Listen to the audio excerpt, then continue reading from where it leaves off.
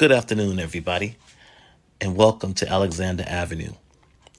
Before I get started, I would like to ask you to please like, subscribe, and share as I'm trying to build this channel, build it into a positive channel on this YouTube platform.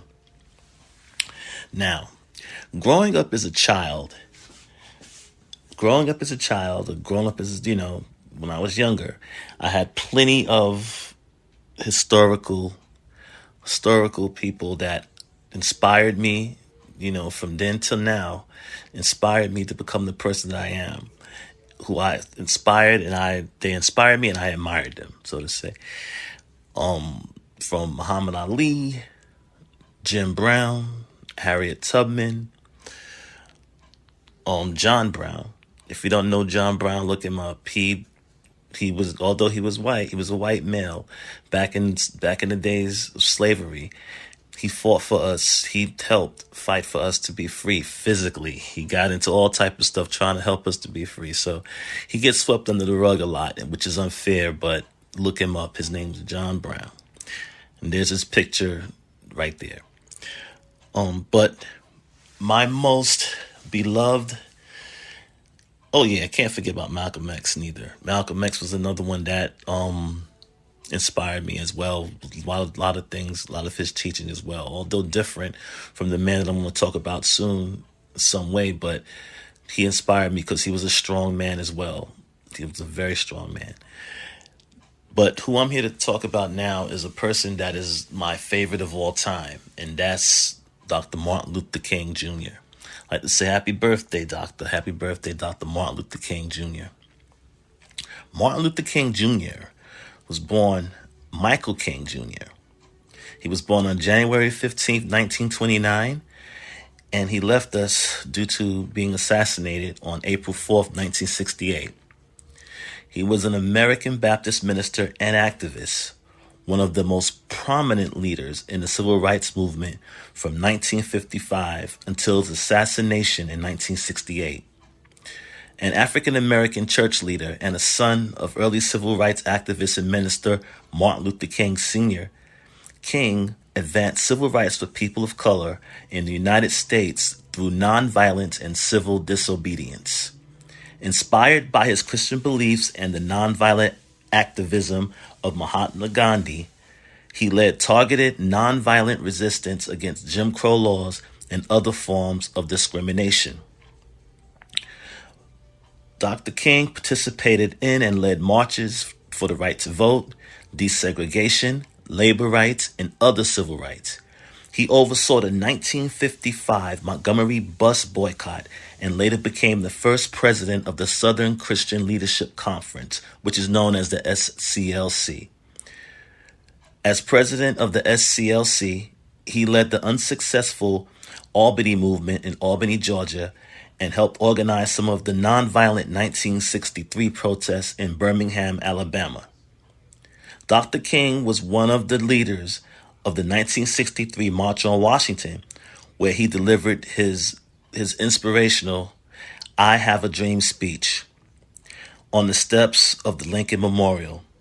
If you haven't seen this, if never heard this speech or saw the video on the speech with him speaking, this "I Have a Dream" speech, you have to see it. You have to see it. This is one of the best speeches, if not the best speech you'll ever hear in your life.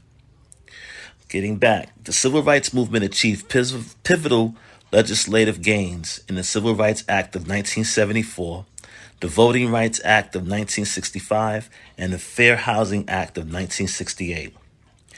The SLC put into practice the tactics of nonviolent protests with some success by strategically choosing the methods and places in which protests were carried out. There were several dramatic standoffs with segregationist authorities who sometimes turned violent. Several times King would be jailed.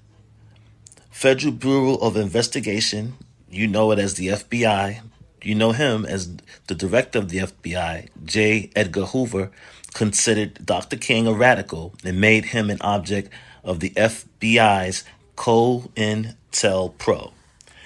Now, the COINTELPRO is known as the Counterintelligence Program.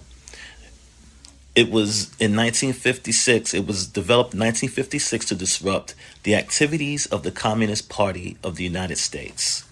They considered Dr. King a communist. They put him in that type of, as a threat to the United States or a communist, well, as a threat. The FBI agents investigated him for possible communist ties, spied on his personal life, and secretly recorded him. The FBI in 1964 mailed Dr. King, a threatening anonymous letter, which he interpreted as an attempt to make him commit suicide. On October 14, 1964, Dr. King won the Nobel Peace Prize for combating racial inequality through nonviolent resistance. In 1965, he helped organize two of the three Selma to Montgomery marches. In his final 2 years, he expanded his focus to include opposition towards poverty, capitalism, and the Vietnam War. In 1968, King was planning a national occupation of Washington, D.C. to be called the Poor People's Campaign when he was assassinated on April 4th in Memphis, Tennessee. His death was followed by national mourning as well as anger, leading to riots in many U.S. cities. I live in an area in Brooklyn, East New York, where it did affect that too back in the days. I was a kid then, just barely walking, but I do remember my parents and, my other relatives, aunts and uncles talking about it and the kind of things that were going on, back then. I do remember all of this. Believe it or not, I remember all of this. King was posthumously awarded the Presidential Medal of Freedom in 1977 and the Congressional Gold Medal in 2003. Martin Luther King Jr. Day was established as a holiday in cities and states throughout the United States beginning in 1971. The holiday was enacted at the federal level by legislation signed by President Ronald Reagan in 1986.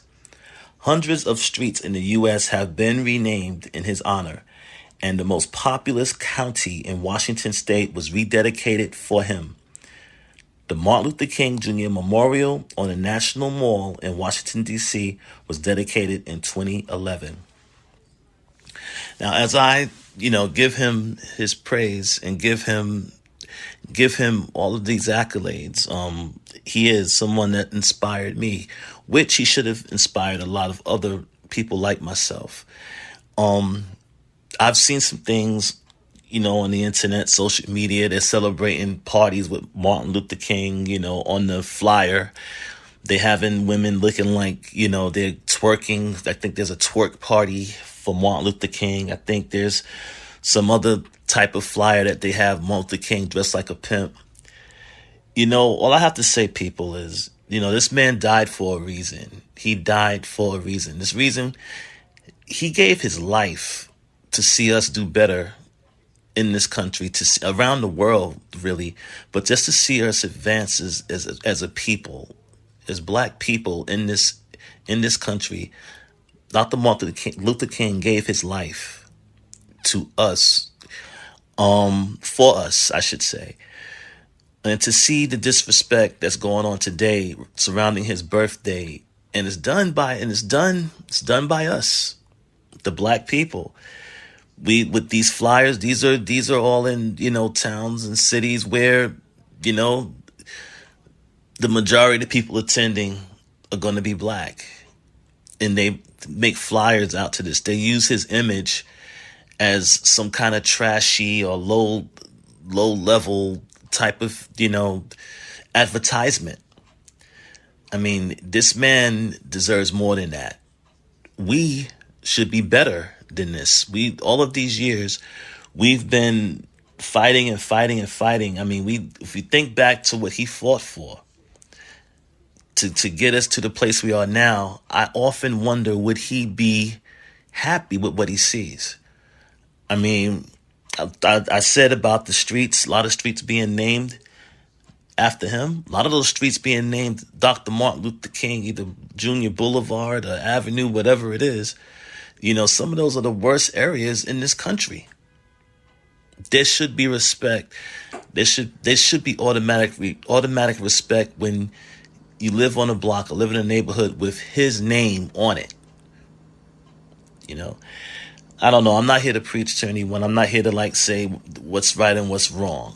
I'm just saying what's right and what's wrong. There's no, believe it or not, but right and wrong it's not even a consideration because it's just obvious. We can do better. We should be loving each other more, regardless of race, creed, color, gender, sexual orientation, whatever it is. No one can judge anyone. God is the only judge. This world, especially this country, should be a lot better off when it comes to hate, when it comes to not so much divisiveness. We should be much closer. We should have rounded the corner on this a long time ago. Even with our politics, politics are used at sometimes just to race bait because they know they have that problem there, and they can bait you in to voting their way or this way because they'll tell you these people won't do for you because you're black. But then they'll say they'll do for you because you're black. But in the long run, nobody does anything for you.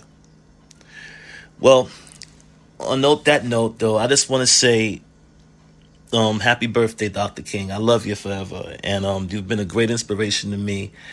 And, I continue to live by your words and by just the way you laid that groundwork for us all. I live by it.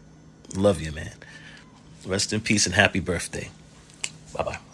Oh, and remember again to like, share, and subscribe.